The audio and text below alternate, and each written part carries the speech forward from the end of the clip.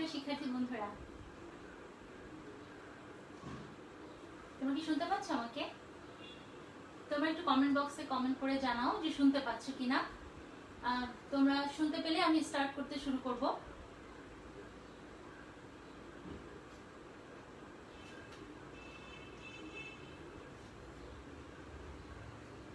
কিশোর বাতায়ন page থেকে আমি live করছি।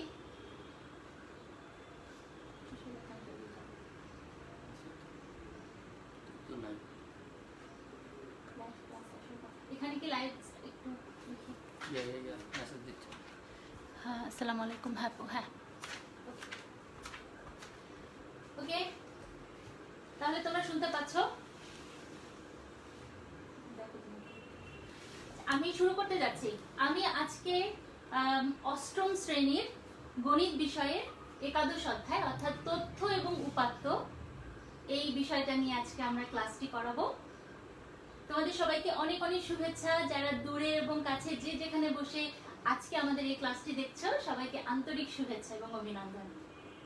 তোমরা বাড়িতে বসে অনেকদিন বোর হয়ে গেছো, কিন্তু কিছু তো করার নেই, কারণ আসলে দেশের এই পরিস্থিতিতে আমাদেরকে ঘরে থেকেই কিভাবে শিক্ষাটা নিতে হয়, কিভাবে পড়াশোনাটা কন্টিনিউ করতে হবে সেটা শিখে নিতে হবে। তাই আমরাও চেষ্টা করছি ঘরে বসে তোমাদেরকে টিচিং দেওয়ার বা কিছু তোমাদেরকে হেল্প করার। তোমরা ওখানে বসে আমাদের কাছ থেকে একটু সাহায্য নিয়ে তোমরা পড়াগুলো কমপ্লিট করে ফেলো, এবং আজকের এই বাড়ির কাজ বা পড়া থেকে তোমরা পরবর্তীতে যখন তোমাদের স্কুল খুলবে তখন তোমরা অবশ্যই তোমাদের টিচারদেরকে তোমাদের এই পড়াগুলো দেখিয়ে নেবে। তোমরা কি শুনতে পাচ্ছ কিনা? ওকে, তাহলে আমি মনে হয় শুরু করি। শুরুতেই আমরা একাদশ অধ্যায় নিয়ে কথা বলছি। আমরা এটা একটা নতুন বিষয় হলেও কিন্তু আগে এগুলোর প্রিভিয়াস তোমরা ক্লাস 6-এ 7-এ তোমরা এর কিছু জিনিস করে ফেলেছো অলরেডি, অর্থাৎ পরিসংখ্যান বা তথ্য উপাত্ত নিয়ে আমরা কিছু কথাবার্তা আগে বলে ফেলেছি, তাই না? আবার একটু রিপিট করি। চলো প্রথমে বলি, আচ্ছা বলো তো পরিসংখ্যানটা কি? পারছো? মনে করার চেষ্টা করো।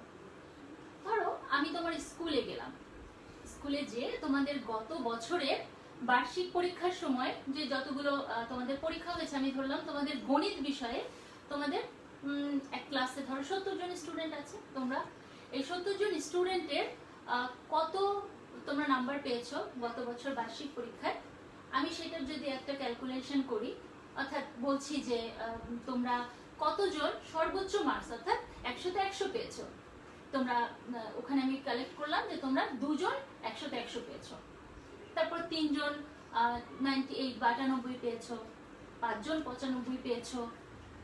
এভাবে করে করে যখন আমি কাউন্ট করছি যে আচ্ছা 15 জন পেয়েছে হচ্ছে 65, তারপরে পেয়েছে এরকম করে যদি 45 বা 70 আমি কাউন্ট করছি তোমাদের 70 জন স্টুডেন্টের।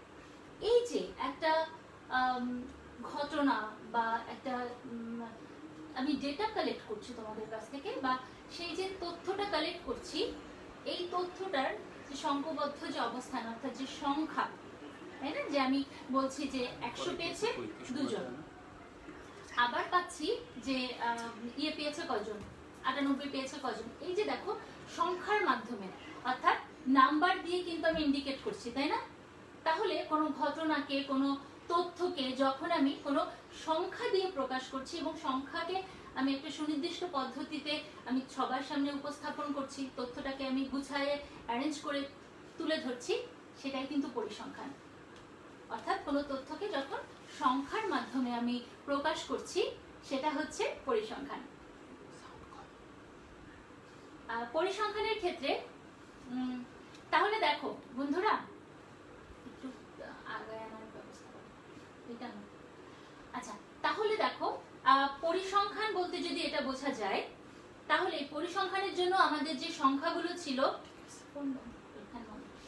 আচ্ছা যে সংখ্যাগুলো ছিল অর্থাৎ আমি একটু আগে বললাম যে 98 পেয়েছে কজন, 100 পেয়েছে কজন, তাহলে কি হচ্ছে এই যে 98, 95, 30, 45 এই যে জিনিসগুলো, এইগুলো কি হচ্ছে, এই যে নাম্বারগুলো এইগুলো হচ্ছে উপাত্ত, মানে ডেটা, তাই না? তাহলে আমরা আজকে যে টপিকটা পড়ছিলাম তথ্য ও উপাত্ত, তথ্য হচ্ছে ইনফরমেশন, যে ইনফরমেশনটা আমরা কালেক্ট করছি, বিভিন্ন জায়গা থেকে যাচ্ছি, যে যখন আমি একটা যে স্কুলের রেজাল্টের ইনফরমেশন নিলাম বা বয়সের ইনফরমেশন নিতে পারি সেটা, বা তথ্য নিতে পারি, সেইটাকে আমরা বলছি তথ্য। আর সেটাকে যখন সংখ্যার মাধ্যমে প্রকাশ করছি সেটাকে বলছি উপাত্ত বা ডেটা। আর এই তথ্য এবং উপাত্তের সমন্বয়ে যেই উপস্থাপনাটা তৈরি হলো সেটা হচ্ছে পরিসংখ্যান। বোঝা গেল তো কিছুটা, তাই না? আচ্ছা, চলো আমরা কিছু বেসিক ধারণা প্রথমে নিয়ে নেই, কারণ যেহেতু এটা আমাদের তথ্য এবং উপাত্তের প্রথম ক্লাস, তো কিছু বেসিক ইনফরমেশনটা তোমাদের জরুরি। আর কিছুটা তোমরা জানোই, আর সেটা আমরা একটু রিভাইজ করে নিই, তারপর আমরা ক্লাসে চলে যাব। আচ্ছা, হয়ে তো গেলই উপাত্ত। আচ্ছা, এখন বলো তো আমাদের প্রাথমিক উপাত্ত কোনটাকে বলছি? মনে করো, প্রাথমিক উপাত্তটা হচ্ছে এই যে ধরো আমি গেলাম স্কুলে, যে যদি আমি তোমাদের রিপোর্ট কার্ডটা নিয়ে গত বছর 7-এর তোমাদের রেজাল্ট কার্ডটা দেখে ওখান থেকে নিয়ে যদি আমি একটি ডাটা তৈরি করি যে হ্যাঁ 100 পেয়েছে 2 জন, 99 পেয়েছে 3 জন, 98 পেয়েছে 5 জন, এরকম যদি আমি চিন্তা করি, যেটা আমি তোমাদের রেজাল্ট কার্ড দেখে বা আমি নিজে সরজমিনে গিয়ে তোমাদের কাছ থেকে শুনে শুনে কালেক্ট করে, এই তথ্যটা অনেক বেশি ভ্যালিড, তাই না? মানে এটা সত্যি হওয়ার সম্ভাবনা সব থেকে বেশি। তাহলে এটাকে বলছি আমরা প্রাথমিক উপাত্ত। এটার উপরই বেশি নির্ভর করতে হয়, কারণ এটার ভ্যালিডিটি বা সত্যি হওয়ার সম্ভাবনাটা বেশি থাকে। অর্থাৎ তাহলে আমরা এটাকে বলছি প্রাইমারি ডেটা, প্রাইমারি ডেটা, তাই না? আচ্ছা, অর্থাৎ প্রাথমিক উপাত্ত। আচ্ছা, এরপরে চলে যাই, চলো এরপরে আমরা পড়বো হচ্ছে মাধ্যমিক বা সেকেন্ডারি ডেটা। সেকেন্ডারি ডেটা কি? আমি ধরো নিজে গেলাম না, তোমাদের একটা ফ্রেন্ডের সাথে আমার কথা হলো, সেখান থেকে আমি আরো 10 জনের ইনফরমেশন নিলাম, তারটাও নিলাম সে কত পেয়েছে, বাকি 10 জন কত নিয়েছে, এরকম আরো অনেক ইনফরমেশন নিলাম। আবার চিন্তা করো যে আমি তোমাদের রেজাল্ট কার্ডও দেখলাম না, তারপর হচ্ছে আমি একটা অনুমান করে যে আচ্ছা এই স্কুলটা তো ভালো স্কুল, তাহলে স্কুলে এতজন এটা পেতে পারে, এতজন 65 পেতে পারে, এতজন 70 পেতে পারে, এইরকম আমি ঠিক সঠিক তথ্যটা সঠিক জায়গা থেকে না তুলে আনুমানিক ভিত্তিতে বা কারো কাছ থেকে শুনে আমি যদি ইনফরমেশনটা দেই, অর্থাৎ এটা একটু ভ্যালিড হওয়ার সম্ভাবনা কম থাকে, কিছু মিস আন্ডারস্ট্যান্ডিং হতেই পারে এখানে, তাই না? তাহলে সেটা হচ্ছে মাধ্যমিক উপাত্ত বা সেকেন্ডারি ডেটা, ঠিক আছে? এখন এই তার মানে কি আমাদের প্রাথমিক উপাত্তের উপর আমরা বেশি নির্ভর করি, আর সেকেন্ডারি উপাত্ত যেটা, এটার জন্য আমরা একটু কম নির্ভর করি। 2 ধরনের ডেটা কিন্তু হয়ে গেল। এবার আর 2 ধরনের ডেটা আছে, একটা হচ্ছে বিন্যস্ত উপাত্ত বা অর্গানাইজড ডেটা, আর একটা হচ্ছে অবিন্যস্ত উপাত্ত বা ডিসঅর্গানাইজড ডেটা। এবার শোনো, ধরো আমি যদি এমন করে লিখি, বললাম যে প্রথম জনকে আমি জিজ্ঞাসা করলাম তুমি কত পেয়েছো, তুমি বললে 85, ওকে 85। এরপরে আরেকজনকে বললাম কত পেয়েছে, বললো 72। তারপরে আরেকজন বলল 95 বা 95। তারপরে আরেকজন বলল সে পেয়েছে 99। ঠিক তারপরে একজন বলল আবার সে পেয়েছে 65। তারপরে আরেকজন পেল 80। এমন যদি কিছু হয়, আমি ধরো 6 জনেরটাই বলছি, তাহলে কি হচ্ছে দেখো, আমি কিন্তু এটাকে কোনো সাজানো নেই, অর্থাৎ ছোট থেকে বড় কিংবা বড় থেকে ছোট কোনো পদ্ধতিতে এটাকে সাজানো হয়নি, তাই না? অর্থাৎ আমি যেটা বলেছি আমি সেটাকে তুলে ধরেছি, তাতে প্রথম একটা 85, তারপরে এটা আবার কমে গেছে 72, তারপরে এটা আবার বেড়ে গেছে 95। তো এইটাকে আমরা কিন্তু বলছি ডিসঅর্গানাইজড বা অবিন্যস্ত, মানে বিন্যস্ত না, অর্গানাইজড না, ডিসঅর্গানাইজড। এটাকে যদি আমি হয় ছোট থেকে বড় সাজাই অথবা বড় থেকে ছোট সাজাই, এভাবে করে ফেলি, তাহলেই কিন্তু সেটা হয়ে যাবে বিন্যস্ত। অর্থাৎ যদি আমি প্রথমে লিখি এটা হচ্ছে অবিন্যস্ত, অবিন্যস্ত উপাত্ত, ঠিক আছে? আর ঠিক এটাকেই আমরা বিন্যস্ত যখন করব তখন কি হয়ে যাবে, প্রথমে কি আসবে, প্রথমে সব আমি ছোট থেকে বড় সাজাচ্ছি, হ্যাঁ মানের ক্রমানুসারে। প্রথমে যদি আমি দেই আচ্ছা 72, তারও আগে একজন আছে, কি আছে 65, দেখলাম সবচেয়ে ছোট হচ্ছে 65। তারপর কি আছে 72, তারপরে কি আছে দেখো 80, তারপরে কি আছে 85, তারপরে 95 এবং 99। অর্থাৎ দেখো আমি ছোট থেকে বড় আকারে সাজালাম, অথবা আমি যদি বড় থেকে ছোট আকারে সাজাই, অর্থাৎ 99, 95, 85, 80, 72 বা 72, 65 বা 65। আমি যদি এইভাবে 99, 95, 85, 80, 72, 65 এইভাবে বড় থেকে ছোট ক্রমানুসারে সাজাই, এটা অথবা ছোট থেকে বড় ক্রমানুসারে সাজাই, সেটাও কিন্তু বিন্যস্ত উপাত্ত বা অর্গানাইজড ডাটা। এখন এই যে ডিসঅর্গানাইজড ডেটা, এটাকে নিয়ে যখন আমরা একটু পরিসংখ্যান করে আমরা হিসাব নিকাশ করব, অর্থাৎ গড়, মধ্যক, প্রচুরক, এই কথাগুলো আসবে সামনে, এগুলো যখন নির্ণয় করব তখন দেখা যায় যে আমাদেরকে আরেকটু বেশি একটু কষ্ট করতে হবে, একটু তালিক চিহ্ন বানাতে হবে, একটু গণসংখ্যা নিবেশন সারণী তৈরি করে এটার সমাধান করতে হয়। অর্থাৎ এই যে অবিন্যস্ত ডেটাগুলোকে আছে বিন্যস্ত করে নিয়ে অথবা অবিন্যস্ত অবস্থাতেও সম্ভব যে আমরা এটাকে গণসংখ্যা নিবেশন সারণী বা ফ্রিকোয়েন্সি ডিস্ট্রিবিউশন টেবিল, এইভাবে এটা দিয়ে আমরা এই অবিন্যস্ত ডেটাগুলোকে আমরা সমাধান করব। অর্থাৎ আমরা এটা দিয়ে গড়, মধ্যক, প্রচুরক এগুলো অনেক কিছুই বের করতে পারবো। ঠিক আছে, তাহলে চলো আমরা এখন শুরু করে দিই। আমরা বইয়ের পেজ নাম্বার 158 বা 159 বা 159 নাম্বার পেজে এই একাদশ অধ্যায় বা তথ্য উপাত্ত চ্যাপ্টারটি রয়েছে। এটার প্রথম পেজে যা কথাবার্তা ছিল সেগুলো অলরেডি আমরা বলেই ফেললাম। আর একবার একটু রিপিট করে যাই, সেটা হচ্ছে আমরা প্রথম দেখলাম পরিসংখ্যান কি, তারপর করলাম তথ্য এবং উপাত্ত। তথ্য এবং উপাত্তর পরে আমরা যেগুলো শিখলাম সেটার মধ্যে ছিল প্রাথমিক উপাত্ত, মাধ্যমিক উপাত্ত। প্রাথমিক উপাত্ত, মাধ্যমিক উপাত্তের পরে শিখলাম আমরা বিন্যস্ত ডাটা, অবিন্যস্ত ডাটা। ঠিক আছে, আচ্ছা এরপরে আমরা এখন যেটা শিখব যে অতি সহজেই বিন্যস্ত উপাত্তে রূপান্তর করা যায় অবিন্যস্ত উপাত্তকে, এবং করার পরে কি হয় গণসংখ্যা সারণীর সাহায্যে এদেরকে উপস্থাপন করা যায়। আমরা এখন শিখব গণসংখ্যা সারণীর মাধ্যমে কিভাবে এটাতে উপস্থাপন করা যায়। গণসংখ্যা নিবেশন সারণী। গণসংখ্যা নিবেশন সারণী হচ্ছে ফ্রিকোয়েন্সি ডিস্ট্রিবিউশন টেবিল। আমরা শিখব ফ্রিকোয়েন্সি ডিস্ট্রিবিউশন টেবিল শেখার আগে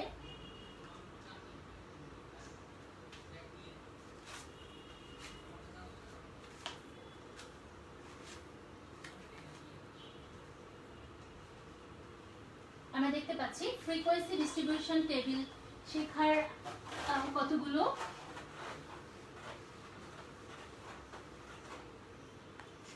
সূত্র রয়েছে। অর্থাৎ তোমরা দেখতে পাচ্ছ যে আমরা যদি ফ্রিকোয়েন্সি ডিস্ট্রিবিউশন টেবিল বা গণসংখ্যা নিবেশন সারণী তৈরি করতে হয় কয়েকটা জিনিস আমাদের জানতে হবে। কি কি জানতে হবে জানো? আমাদের প্রথমে যে জিনিসগুলো জানতে হবে, এই গণসংখ্যা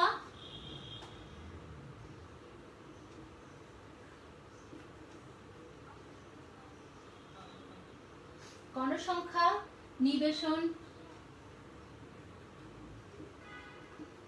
সারণী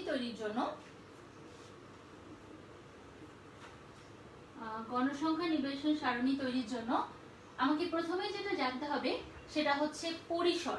পরিসর কি? হ্যাঁ, পরিসর জানবো আমরা প্রথমে।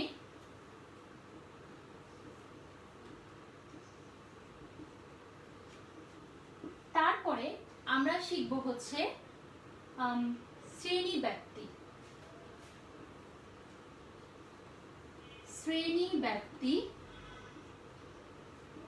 তারপর দেখবো আমরা হচ্ছে শ্রেণী সংখ্যা।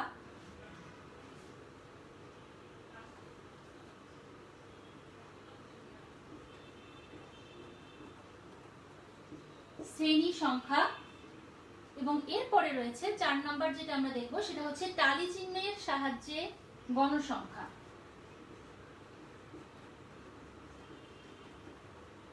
টালি চিহ্নের সাহায্যে গণসংখ্যা।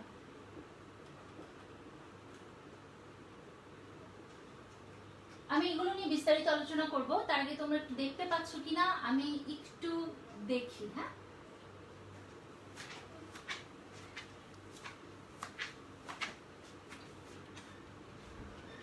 খাইতে বসে যাবে, কেউ থাকবি না এখানে।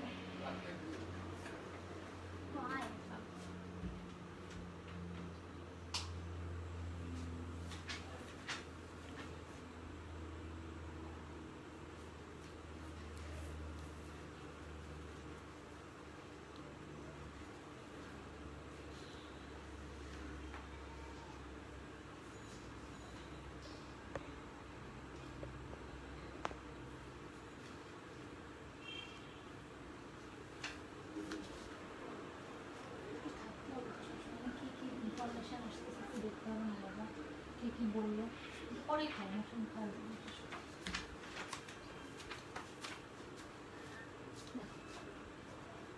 আচ্ছা এখন তাহলে শিক্ষার্থী বন্ধুরা এটা থেকে দেখা যায় একটু অনেক একটা।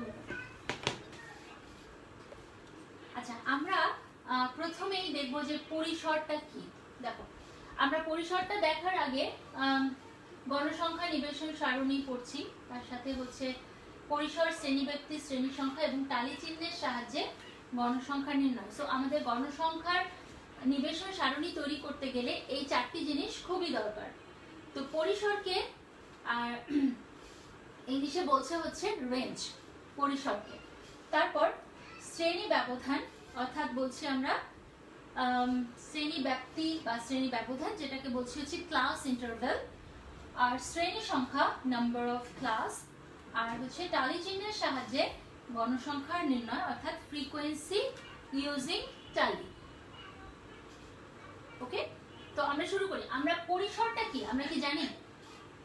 পরিসরটা হচ্ছে আমরা একটা সংখ্যা নিই, চলো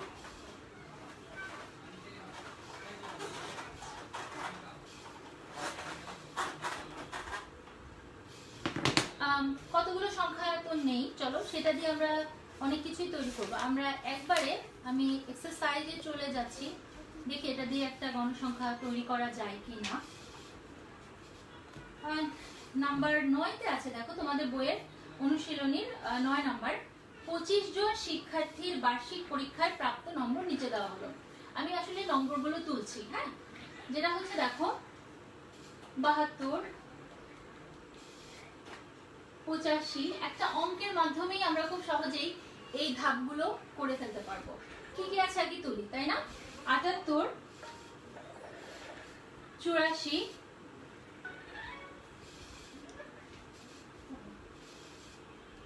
78, 75,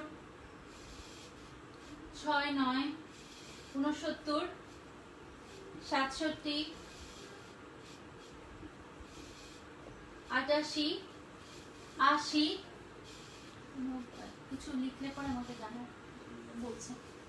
তারপরে 74, 77, 99, দেরি করে। আচ্ছা আমি তো আস্তে আস্তেই বোঝাচ্ছি, ঠিক আছে? আমি কি আরো একটু স্লো যাব? আচ্ছা দেখো আমি অনুশীলনীর 9 নাম্বার, অর্থাৎ তোমাদের একাদশ অধ্যায়ের 9 নাম্বারের যে প্রাপ্ত ডেটাগুলো আছে সেগুলো আমি তোলার চেষ্টা করছি। তারপরে 74, 73, 83, 65, 75, অনেকগুলো সংখ্যা, 69, 63, 75, 86, 66 এবং 71।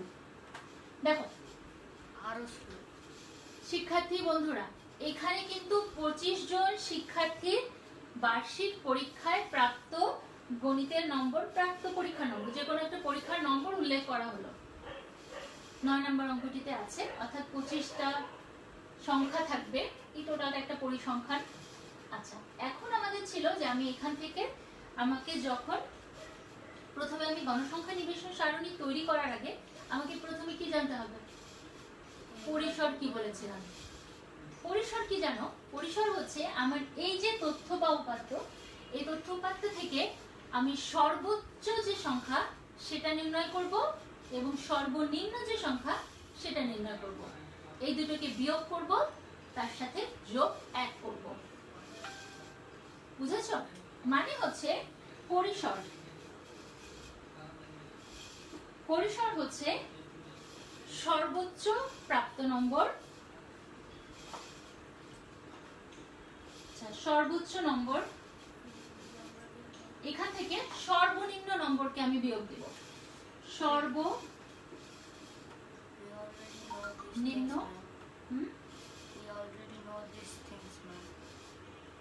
সর্বনিম্ন নম্বর, তার সাথে আমি প্লাস 1। ওকে, তার মানে কি সর্বোচ্চ নম্বর থেকে সর্বনিম্ন নাম্বার যদি আমরা বিয়োগ করি এবং তার সাথে 1 যোগ করি, তাহলে পেয়ে যাব হচ্ছে আমি পরিসর। পরিসর মানে রেঞ্জ, অর্থাৎ কত থেকে কতর মধ্যে আমার টোটাল ডেটাটা আছে বা উপাত্তটা আছে সেটা বোঝার একটা চেষ্টা। তাহলে সর্বোচ্চ নম্বর কত এখান থেকে খুঁজে বের করি তো, চলো তো। আমি প্রথমে 85 বা 85 থেকে বড় কেউ আছে কিনা আমি দেখার চেষ্টা করছি। হ্যাঁ, 88 আছে। 88 থেকে কি আরো কেউ বড় আছে? দেখো আমি এভাবে একটু কাউন্ট করে দেখে যাই। না, 88 থেকে বড় আর কেউ নেই। তাহলে আমার সর্বোচ্চ নম্বর হচ্ছে 88 মাইনাস সর্বনিম্ন নাম্বার। সর্বনিম্ন নাম্বারটি কত দেখি চলো তো। এখানের মধ্যে সর্বনিম্ন নাম্বার হচ্ছে 72, এখানে এসে 67, 67 পর এখানে চলে যাও 65, 65 থেকে আরো কম আছে 63, 63 থেকে কম কিন্তু আর নেই। তাহলে আমাদের সর্বনিম্ন নাম্বারটি কত? 63, 63 বা 63। এর সাথে এই দুটোকে মাইনাস করে প্লাস 1 করতে হবে, তাহলে আমরা পেয়ে যাব হচ্ছে পরিসর। কত হয় দেখি চলো, বা রেঞ্জ। আমি 8 থেকে 3 মাইনাস করি, 5,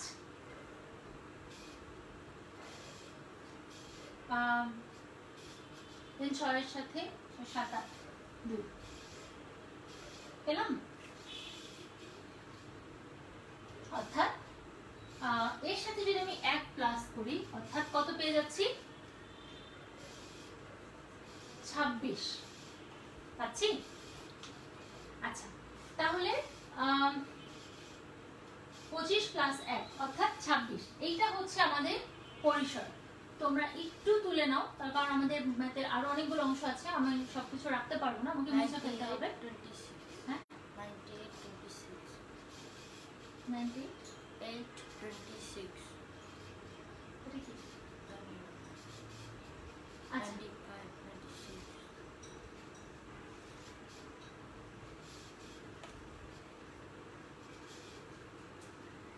আমরা এটাকে তুলে নেই, তার পরবর্তীতে আমি পরের অংশে চলে যাব।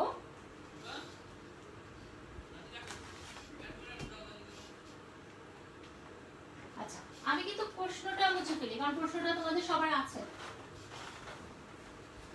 তোমাদের বইতেই আছে। তো পরিসরটা তো আমরা পেয়ে গেলাম।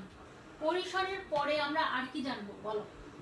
পরিসরের পরে আমরা যেটা খুঁজবো সেটা হচ্ছে শ্রেণী ব্যক্তি বা ক্লাস ইন্টারভ্যাল। কতটা ভালো করে বলো, ক্লাস ইন্টারভ্যাল। ক্লাস ইন্টারভ্যালের ক্ষেত্রে দেখো এরকম কোনো সুনির্দিষ্ট আসলে নিয়ম নেই যে ঠিক ক্লাস ইন্টারভ্যাল কত নিতে হবে। তো ইউজুয়ালি আমরা যেটা করি, আমরা সর্বনিম্ন 5 সর্বোচ্চ 15 এরকমই একটা ক্লাস ইন্টারভ্যাল রাখি। হ্যাঁ, তো ক্লাস ইন্টারভ্যালের ক্ষেত্রে বা এই যে শ্রেণী ব্যক্তি বা শ্রেণী ব্যবধানের ক্ষেত্রে আমরা কি করব? এক্ষেত্রে 5 নেই, 5 নিলে ভালোই হয়। তাহলে আমরা শ্রেণী ব্যক্তি নিচ্ছি বা শ্রেণী ব্যবধান। শ্রেণী ব্যক্তি হচ্ছে 5। এইবার নাম্বার অফ ক্লাস বা শ্রেণী সংখ্যা কত হবে, হ্যাঁ, সেটা যদি আমরা নির্ধারণ করতে যাই তখন কি করব জানো? সেখানে একটা সূত্র আছে, শ্রেণী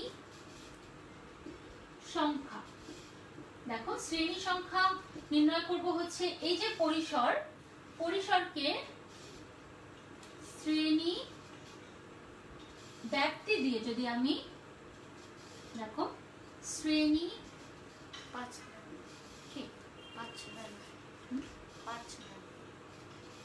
আচ্ছা হ্যাঁ, শ্রেণী ব্যাপ্তি 5ই নিলাম আমি।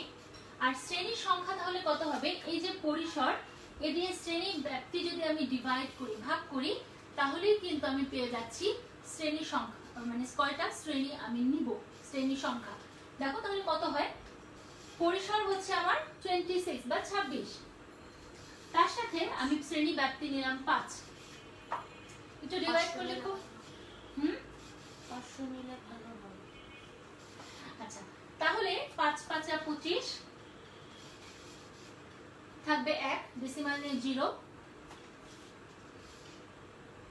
5 2 10, যেটা থাকবে হচ্ছে 5.2 বা 5.2, তাই না?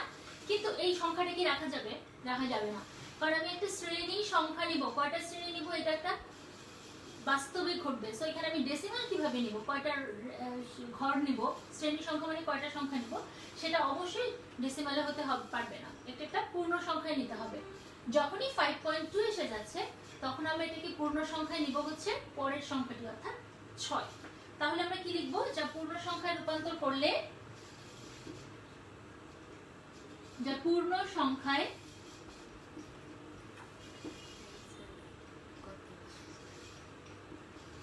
রূপান্তর করলে হবে কত? হবে 6, তাই না?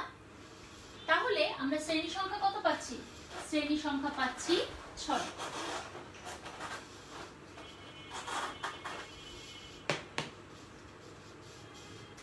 আমরা শ্রেণী সংখ্যা নিচ্ছি, তাহলে শ্রেণী সংখ্যা হয়ে গেল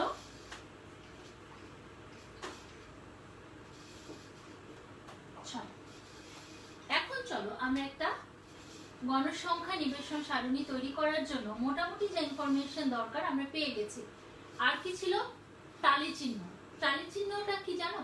টালি চিহ্নটা হচ্ছে ওই যে এক একটা নাম্বার আমরা পাচ্ছিলাম, সেটার এগেইনস্টে আমরা একটা ঘর তৈরি করে এক একটা দাগ দেব। 4টা দাগের পরে 5 নাম্বার দাগটি আমরা ক্রস দেব। এভাবে করে আমরা কাউন্ট করব যে কোন শ্রেণী বা কোন ঘরে কয়টি সংখ্যা পড়েছে। বলার থেকে আমরা যদি এটা করি, তাহলে দেখবে এটা খুব বেশি ইজি হবে। একটু মনে রাখি, হ্যাঁ, যে শ্রেণী তোমরা তো কপিতে লিখেই ফেলছো, আর আমাকে যেহেতু জায়গা কম, আমাকে একটু মুছে নিতে হচ্ছে।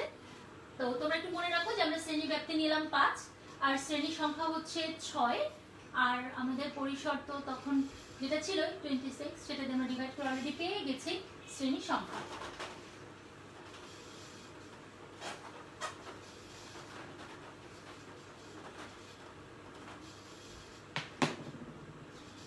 এরপরে আমরা যখন একটা গণসংখ্যা নিবেশন সারণী তৈরি করতে যাব, তখন আমরা কি করব জানো? আমরা প্রথম গণসংখ্যা নিবেশন সারণী তৈরি করছি। দেখো তোমাদের একটু স্কেল হলে ভালো হয়, তোমরা স্কেল নিয়ে নাও সাথে। আর আমার কাছে এখন স্কেল নেই, সো আমার দাগগুলো একটু আঁকা বাঁকা হতেই পারে, তোমরা স্কেল নিয়ে করলে জিনিসটা অনেক বেশি সুন্দর হবে। আমরা 3টা ভাগ করব, 3টা কলাম করব। একটার মধ্যে হচ্ছে আমরা রাখবো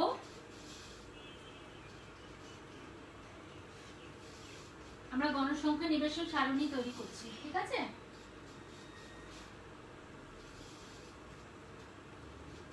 আমরা এখানে নিচ্ছি হচ্ছে শ্রেণী ব্যাপ্তি,